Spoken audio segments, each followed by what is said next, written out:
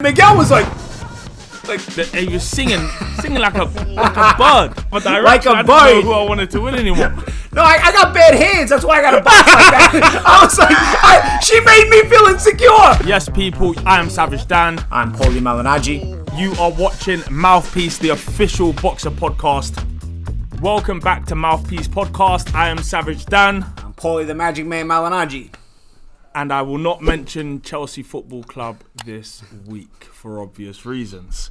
As always, like, comment, subscribe, ask us questions, get involved.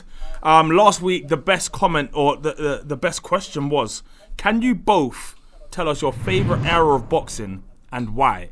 So I'll start. I'm a huge fan of old school boxing.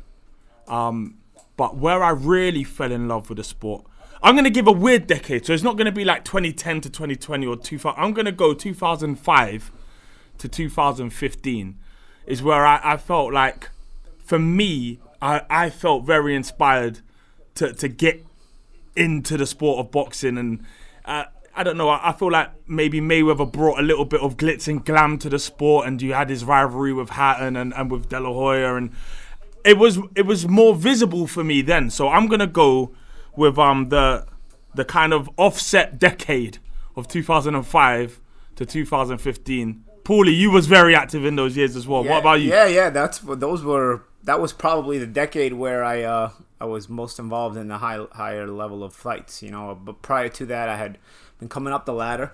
But from 2006 to 2015, I was in big fights almost every year.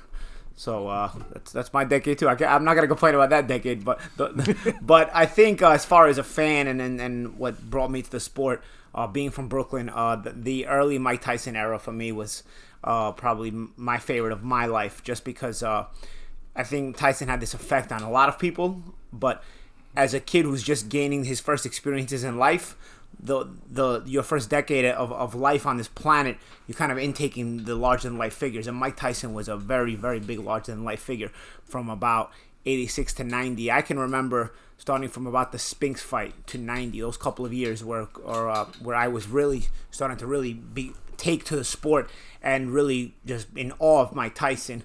I remember the Spinks fight being my first one. And for me, it kind of glued me to the sport, you know. So for me, that's the best era. With a respectable mention also goes to the 40s and 50s, because a lot of Italian Americans from New York and the Northeast were in boxing. Guys like Willie Pep, Rocky Graziano, Jake LaMotta. So I think it would have been an enjoyable decade for me, an era for me to watch. But I wasn't around, so for me, in my lifetime, it is the early aura and magnetism of the early championship Tyson run. Right, let's get into the reviews of the weekend. For some reason, we didn't give any predictions on the Jamal Herring Frampton fight. I remember pretty strictly that I can't get myself out of this one now. No. I do remember my prediction, which is why I can't cop out. You gave me a chance to cop out here, Dan, but I can't do it. I predicted Frampton. So I can't remember. Bad prediction. But if I was not secure of myself, I would have told you, no, we didn't make any predictions. You're right. But I remember I predicted Frampton. Either way, it was a thrilling fight. We will remember this time round to keep giving because we're meant to be having a leaderboard here, and it's getting lost somewhere. The fans can leave out in the comment sections who It was a crazy fight, to say the least. Herring obviously stopped Frampton in the 6th round, dropping him twice. Looked in total control for the most part, you know. And I'm guessing Carl Frampton got in there and realised that being up at that weight, the distance was very difficult to close. And because of it, he was squaring up quite a lot, getting caught with uppercuts, and it just wasn't a great day for him. Yeah, he didn't have a lot of ideas as to ways to close the gap. He was kind of trying to paw away at the lead hand, but other than that, the only thing I saw him trying to do really in closing the gap was dip on the inside and just trying to like rush in, and he was getting hit with either uppercuts or check right hooks from the Herring southpaw stance. and I don't think he ever understood how to make an adjustment. I have to say, though, you have to credit Jamal Herring, because this was a guy that I always thought was solid, a pretty decent fighter, but I wasn't always sure he could be a world champion, honestly, when I saw him come up the ladder.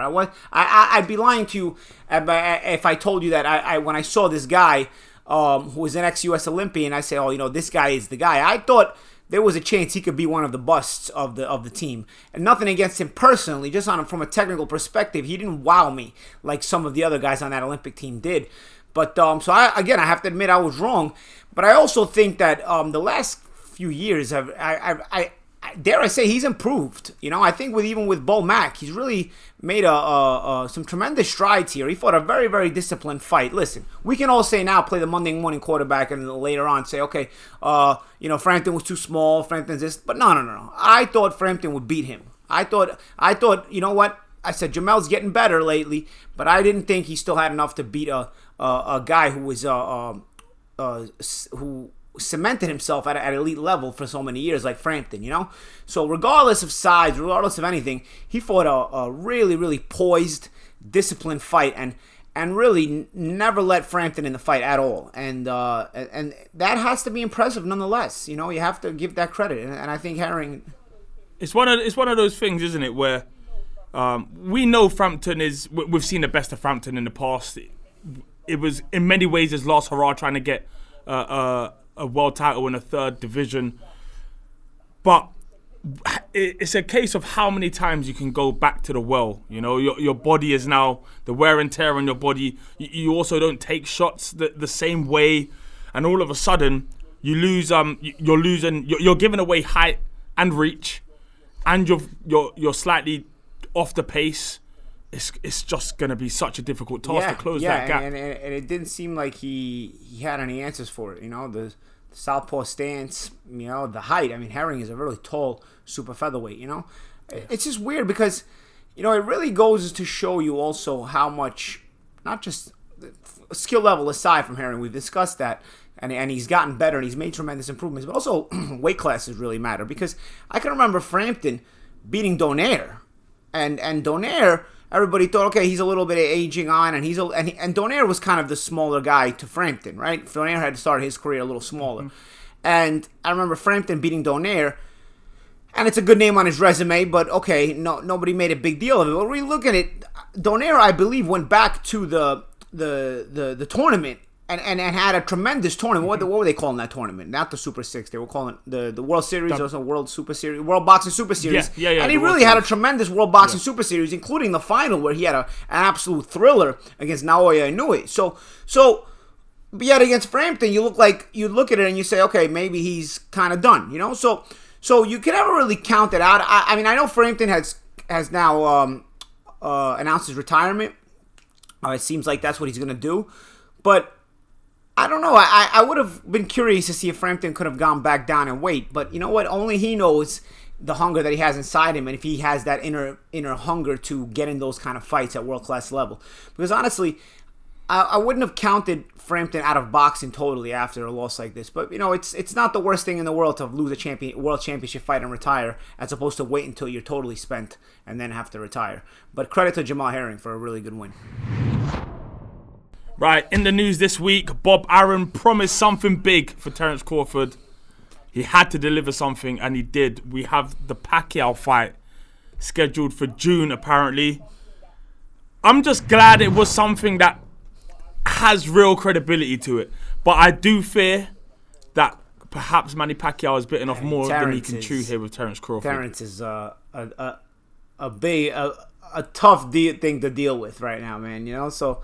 and he's still fighting like a guy in his prime. Pacquiao still shows a lot of energy in his fights. I can't say that, I see him totally being outmatched. But yes, of course, you find it difficult for him to see him winning the fight. But I'd be interested to see how Terence is able to deal with that high energy style. Terence is used to kind of domesticating you with all his different angles, fighting out of different stances, and he just domesticates you, puts the pace at his fight, slows the fight down at his pace, and then sort of just breaks you down and stops you a lot of times.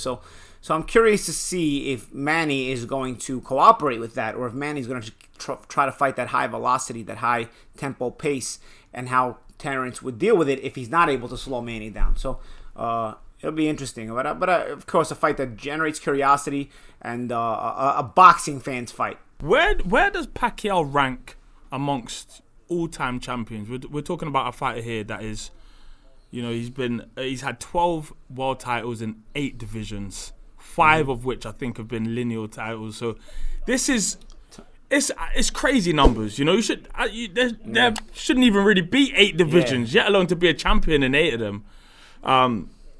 Where do we appreciate him enough? Because I personally grew up loving Mayweather, and it almost made me, for a period of time, have to not like Manny Pacquiao, because you've got to pick a side. Yeah, and I think boxing fans fall into that trap sometimes, where you want to like your guy so much that you don't want to like his rivals. But I think when you step outside of that era and you look back on it, I believe you will respect all those fighters, and I think that Manny Pacquiao will get that respect even from Mayweather fans and even from all those other fans. I mean, turn pro. I love him. Just before he fought Mayweather, he released a song. I remember the song that he was singing like a bird. It was such a beautiful song, and it almost swung me in the other direction. Like a bird. I didn't know who I wanted to win anymore.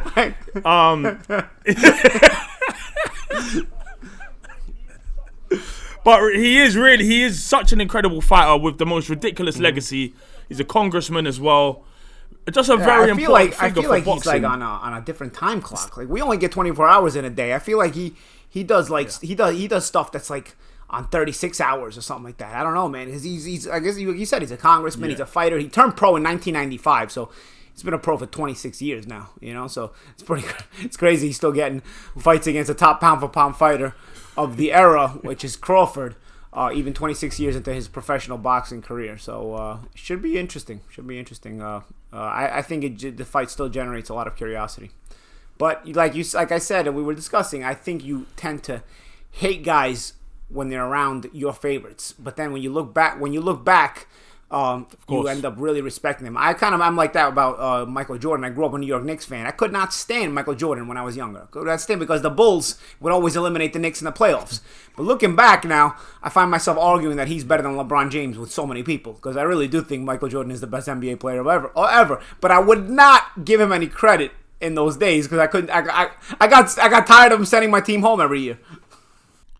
Also in the news this week, which is very handy, because I'm sure we talked about it last week, regarding the level of opposition of some of the fighters at 135. But we now have Devin Haney and Linares. Now that's a real fight. That's a good fight. And it's the way you're supposed to bring a fighter up, because Linares is on the downside. But even if he's on the downside, you don't criticize a 22-year-old fighter for fighting an ex-world champion, an ex-great world champion on the downside, because this is kind of par for the course of the way it works, So this is the kind of opposition that I want to see Haney fighting, and sort of little by little, then you move up to fighters in their prime, contenders and champions in their prime.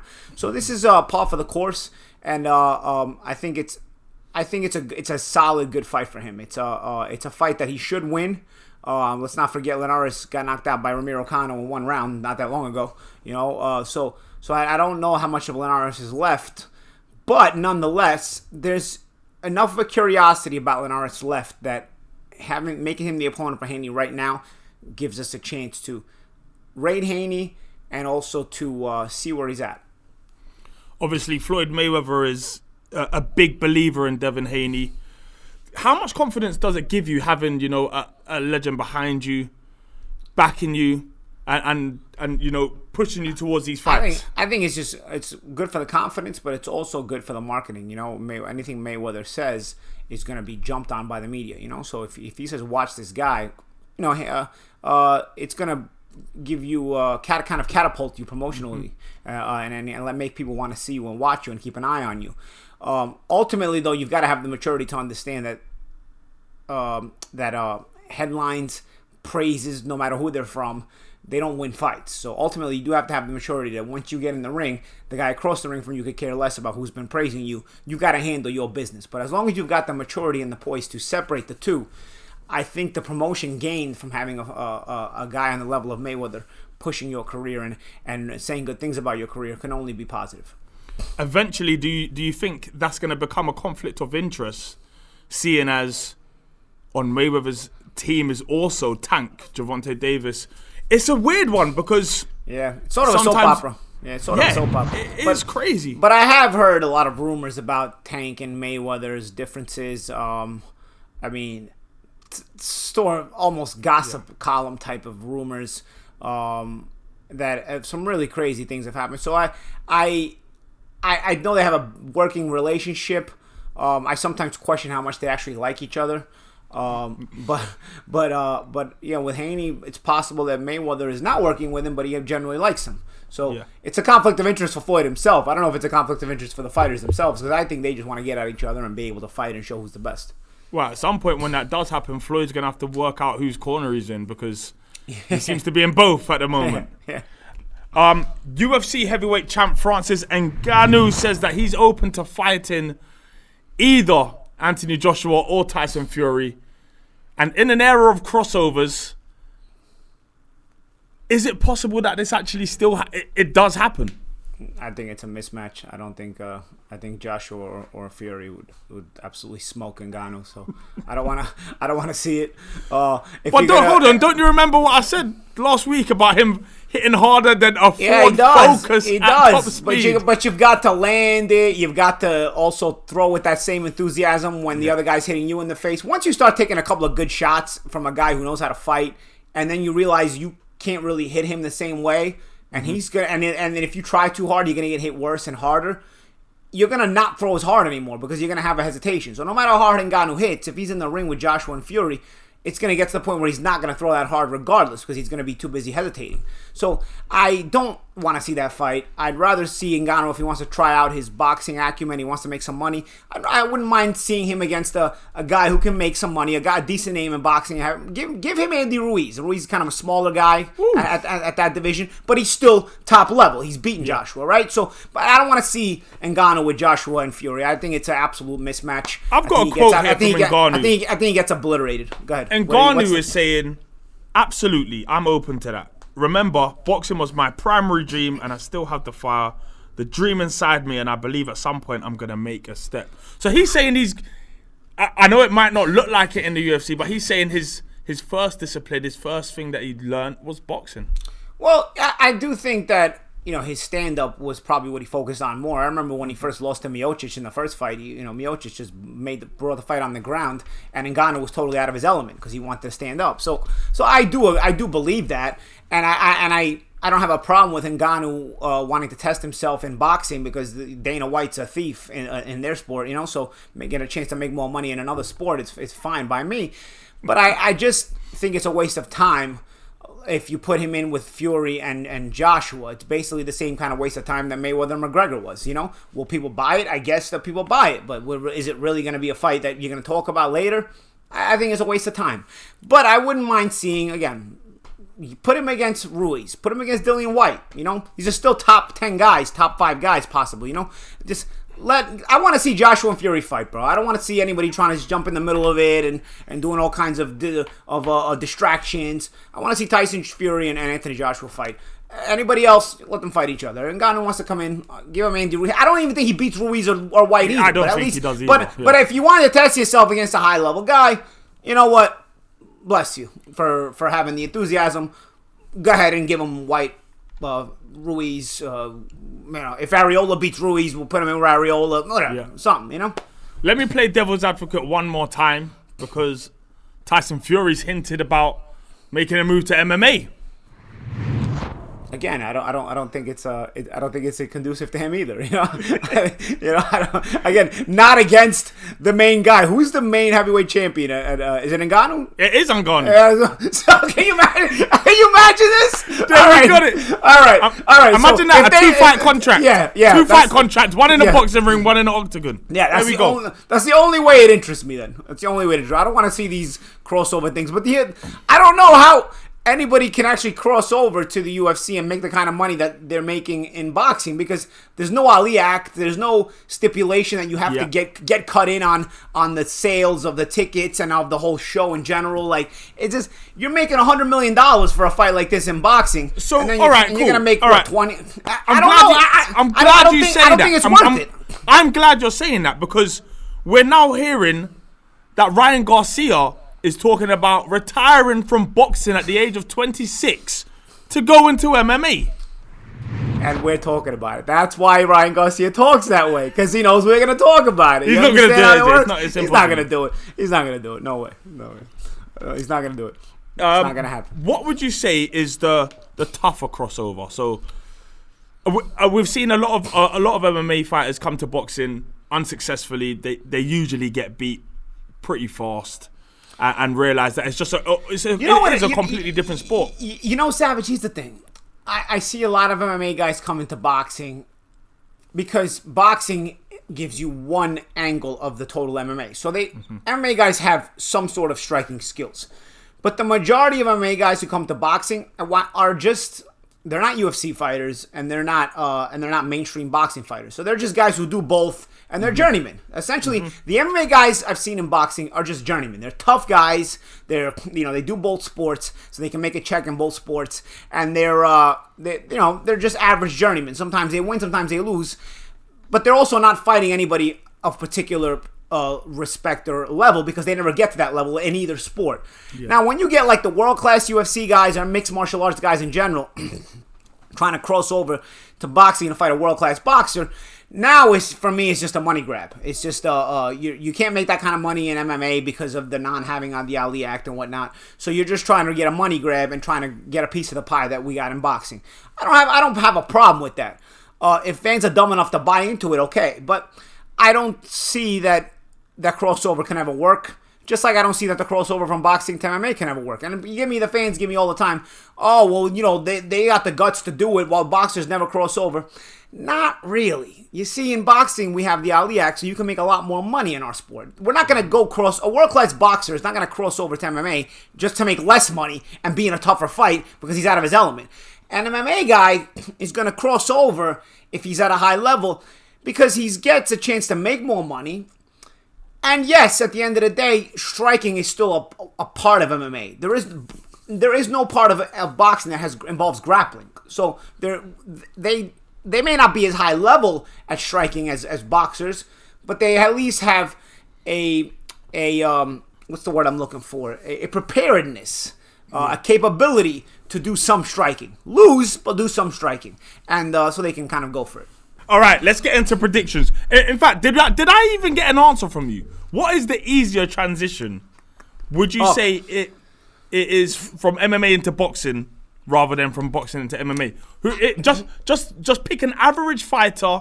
No, I think you have a less chance if you're going into a cage against a guy who is a grappler. I guess you have to mix this. You have to mix it stylistically. I think if you're going to be a boxer going into a cage fight against a mixed martial arts fighter, you probably stylistically want to put it against a guy who favors the striking. So you can make it a striking kind of fight and give yourself a chance. If you put yourself against a Khabib in the cage, the fight's going to go to the ground and you're never going to get to use what you wanted. I remember the early UFCs. Everybody who ever watched the early UFCs when Royce Gracie was winning them, there was guys who just wanted to strike. There was this boxer, I forgot his name, he was like a journeyman, but he came in, he fought with a glove on. He put a boxing. You remember this? Dan, I'm telling you, you've got to stream the first UFC 1. I'm telling you, there's a guy with a boxing glove. He's like a North American champion or something, and he wants to jab with his left hand, so he puts a boxing glove on his left hand. But Royce Gracie just gets him on the ground, snakes him, and then he makes him tap out. I'm gonna be honest. I very, very rarely ever watch UFC. I find it too barbaric sometimes. It's just there's a lot going on that for a lot of people like me may not understand. I understand everything about boxing. I understand what it entails, whereas there's so many different disciplines within MMA that I kind of can't be bothered to learn it. Yeah, it's more complicated. You have to understand. I think there's stupidity in analyzing both sports in this way. You get a real technical boxing match. the average person who doesn't understand boxing thinks it's a boring fight when it's a real technical fight. Same thing in MMA, where you get a fight that goes on the ground. The average person is not going to understand it, and they're going to make stupid comments. Meantime, there's a lot of skill going on the ground as well. So I think in that regard, yes, you have both. There's ignorance on both sides unless you really follow the sport. But as far as barbaric, no, I think that's also part of the need to get more educated, because I think MMA has less deaths, less permanent damage. There's a lot more blood, and that tends to sell you on more brutality. But boxing has more inner bleeding, and that's what kills you, and that's what does damage to you permanently. Right, let's get on to the predictions. We allegedly missed them last time. I don't know. Someone's gonna have to run me the stats back. This week coming up, we have Conor Benn versus Samuel Vargas. It's a good fight. But I'm gonna go with momentum, youth, and everything else that's on Conor Benn's side, and I'm gonna pick a Conor Benn win there. Yeah, I go with Conor as well, but it's one of these fights, like I explained to you with Haney about Jorge Linares at this time.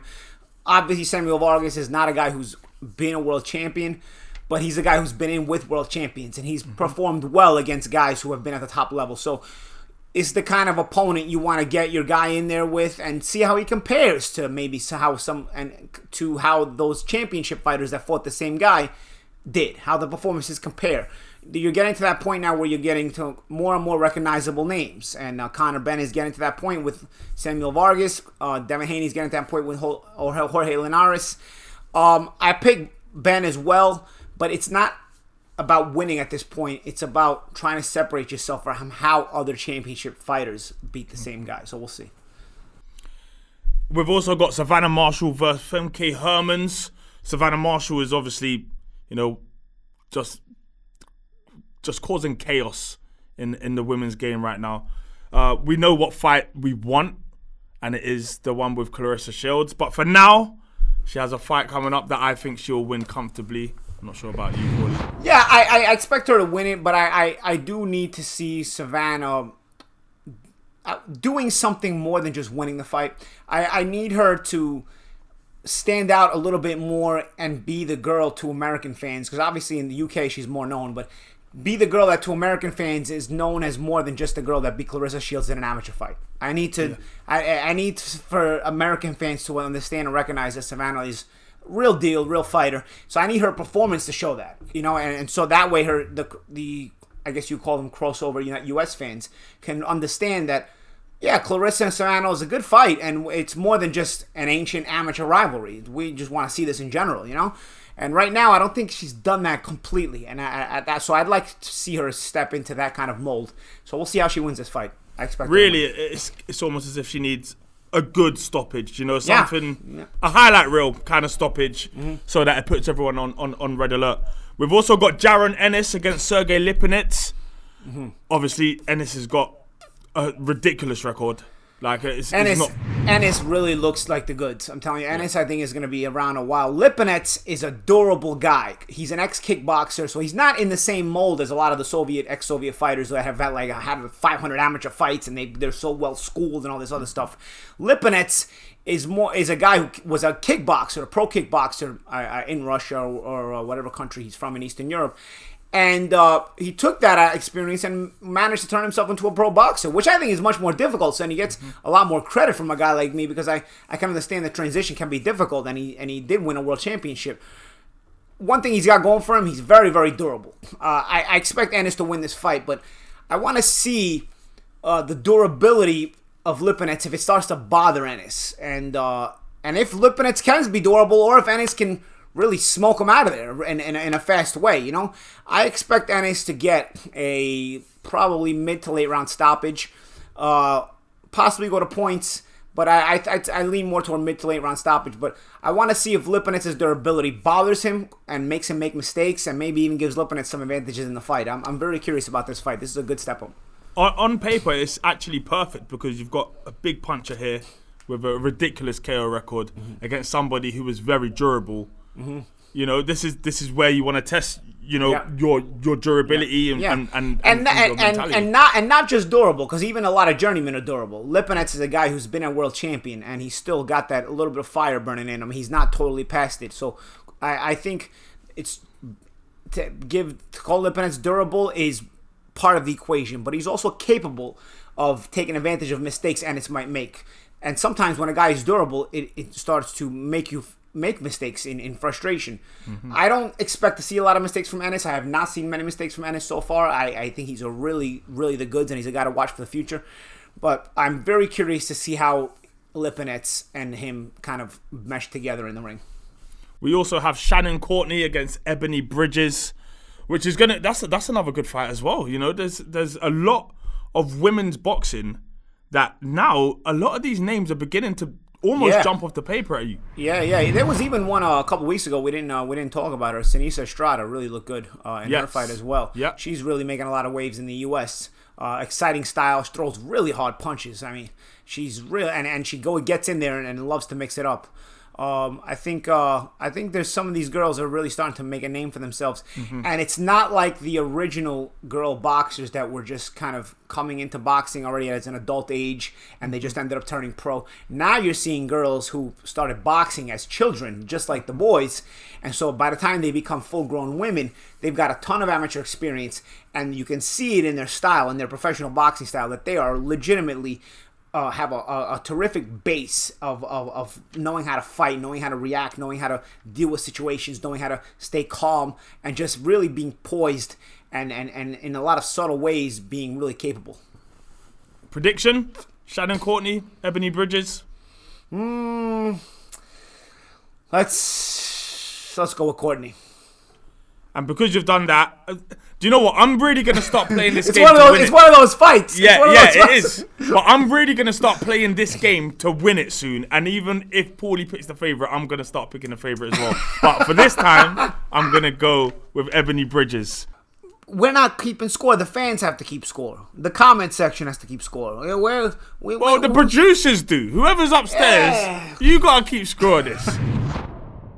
From predictions to throwbacks, it seems to be a very busy week this for historic fights. We have Sugar Ray Leonard against Hagler, 1987. We have Prince Nassim versus Barrera, 2001. Crazy fight again. Larry Holmes and Trevor Berbick. But there is only one that matters for this week, I'm afraid. April 9th, 2011. Come on, man. Come on, man. I had to. I knew you'd know the date. But obviously that is a day where our very own Paulie Malignaggi beat Jose Miguel Cotto. He still has a Miguel Cotto in there. It's his older brother. It was his older brother. Yeah. Do you know what? They always confuse me because he has Miguel as the middle name. And usually it's the eldest son that has the father's name. I'm guessing it's the father's name. I'm doing family trees. Anyway, you beat Jose Miguel Cotto. Yeah. Do you remember much about that fight or that build up or anything? I remember it was a little bit of talk about the fact that it was a chance for revenge. Miguel had beaten me. I remember that Miguel was in the corner for Jose. Miguel was one of the guys in his corner. And I remember winning the fight pretty comfortably. I remember I had cornrows. One of my crazy. But the cornrows they stick. They're not Jamaican braids. The cornrows stick. And I remember his mother, because the Cottos, I don't know if people know, this is one of those little inside tidbits you get off our podcast and my personal experiences. The mother of the Cottos is a really strict disciplinarian. The father was a military guy, so she was like no joke. Like she could be she could be more intimidating than her sons. So I remember when I fought Miguel, my girlfriend at the time when I fought Miguel was telling me that when the fight was happening, the mother kept turning around because they were sitting right in front of her and basically talking crap in Spanish, while Miguel was winning the fight. And she said it was very uncomfortable, And then I remember, so I always kept this in mind. She was always a real tough one to deal with. And then she was just, she's just a big fan of her sons, really supportive, but basically in a way where you become the enemy as well when you're fighting her sons. Yeah. So I remember after the fight, I went to the dressing room to see Jose because, I know the family now. I'm familiar with the family. We're cool. I fought Miguel already. And the mother was yelling at me. Like, you're like a marathon runner. In Puerto Rico, we make men. We fight. What is this with the marathon? And I remember looking at Miguel like, I don't know what to say, dude. Like, yeah, Miguel, it's your mom. I can't be rude. It's your mom. Maybe you say something, and Miguel was like. Ooh. But basically let me know that's the boss. Nobody. That's power. Miguel doesn't talk. Jose doesn't talk. The mother says something, everybody shuts up. So naturally, I shut up too. I was like, no, I was trying to make excuses. I was like, no, I got bad hands. That's why I got a box like that. I was like, she made me feel insecure. I felt insecure. Like, man, maybe I was running too much. I was like, no, but I got bad hands. That's why I got to move a lot. I was like, and she's like, nah. So it was funny, but all's well that ends well. At least I got a win that night. But I remember it was in the MGM Grand. It was on the main event was Maidana Morales, which turned out to be a really good fight that night as well. It was a good show. Just quickly before we go, does it change anything having somebody you've previously fought and lost to in the opposition corner? I didn't really give it much thought, honestly. I didn't. I mean, I could see how some guys would think about it, but I wasn't giving it much thought. I knew who I was fighting. I felt like Jose was like and Miguel fought the same style, but Jose was a lighter puncher, and it was a flat-footed style, but very technically sound. Yeah. And you get a flat-footed guy, even if it's technically sound, if he's not a big puncher, you're able to kind of maneuver around him a little easier. Miguel was just too big of a puncher, and he was flat-footed, but technically sound. Jose was also technically sound, but not as big of a puncher, so I was able to be more comfortable dazzling him a little bit. Also, he stunned Canelo, one of the only people that stunned him. He did stun him, but he wasn't as big a puncher nonetheless as Miguel. I'll tell you what, though, the ring was also a lot bigger. The MGM Grand ring is a bigger ring. The Garden, they can kind of switch sizes whatever they want to, At Vegas has a 20 by 20 foot minimum rule, not minimum or maximum rule. All rings in Nevada have to be 20 by 20. So I had more room to maneuver against Jose. And now, of course, a guy with my style, I'll always enjoy the more room in the ring to maneuver. But Mrs. Cotto did not appreciate the movement. she did not. That's what we banked on, though. A big story. I knew I'd get one out of you. Anyway, that is all we had time for this week. Make sure you like, comment, subscribe. Leave us questions. Let us know if you think we're right and wrong. Who do you think wins this weekend? And stay locked to Boxer. Yes, people, I am Savage Dan. I'm Paulie Malignaggi. You are watching Mouthpiece, the official boxing podcast. We are two of the most knowledgeable, two of the most charismatic, biggest personality guys in boxing, and we are two of the coolest cats talking about this sport today.